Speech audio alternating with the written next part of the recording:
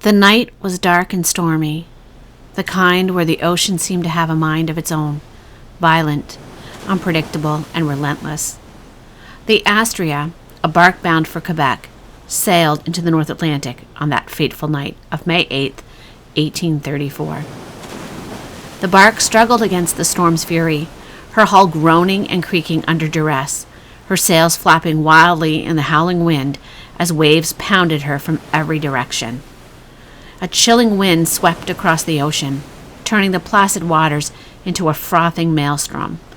The crew worked frantically to secure the ship, knowing disaster was inevitable. Below deck, a group of Irish immigrants from Limerick huddled together, praying for safety as they crossed the Atlantic in search of a new life. They had already endured so much: long days on the sea, a cruel and uncertain journey. But this storm would be their final trial. At around 2 a.m., the first alarm sounded. The captain, William Ridley, his voice tense and filled with urgency, ordered the crew to turn the ship around.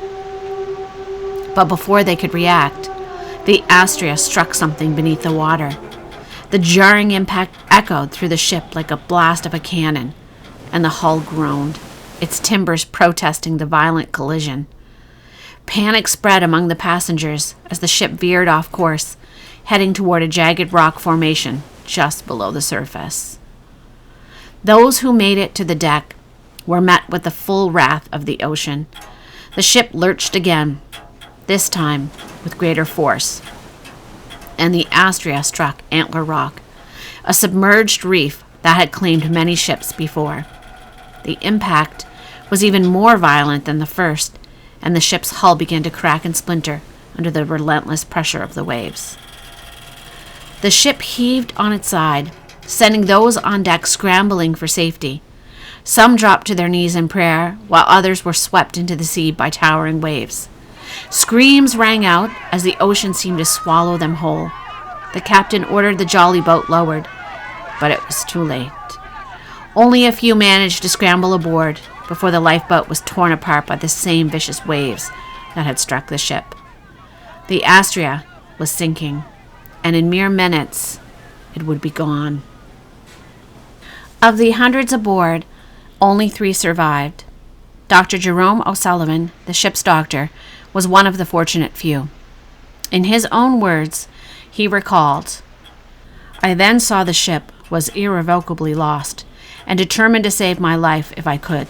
I plunged off the wreck without further hesitation, and endeavored to swim to the opposite rock, which I could discover pretty plainly by the foam of the breakers, which dashed against it with fury."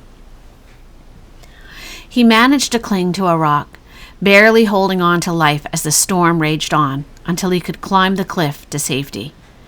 When morning light finally broke, it revealed a scene of utter devastation. Over 200 souls lost in the cold, unforgiving sea. Dr. O'Sullivan later wrote about the scene with harrowing clarity. "The ship was torn apart in less than 20 minutes. The ocean consumed her like a beast hungry for its prey." But the tragedy did not end with the storm. In the weeks that followed, the sea continued to wash its grim bounty upon the shore. The bodies of men, women, and children, some cast ashore naked, others, still clinging to fragments of the wreck, drifted along the rugged coastline. The local fishermen, hardened by their own struggles, could not bear to let these souls go unburied. Despite the looming threat of starvation, they paused their work to bury the dead. They delayed planting their potato crops, knowing the winter months would be hard, but they understood that burying the dead came first. With decomposition setting in quickly and the threat of scavengers looming, swift burials became urgent. Lacking proper tools and burial grounds, they worked with whatever they had, but always with great reverence. The good people of the community, with compassion in their hearts, even spared their own clothing to cover the bodies, ensuring that each was laid to rest with dignity.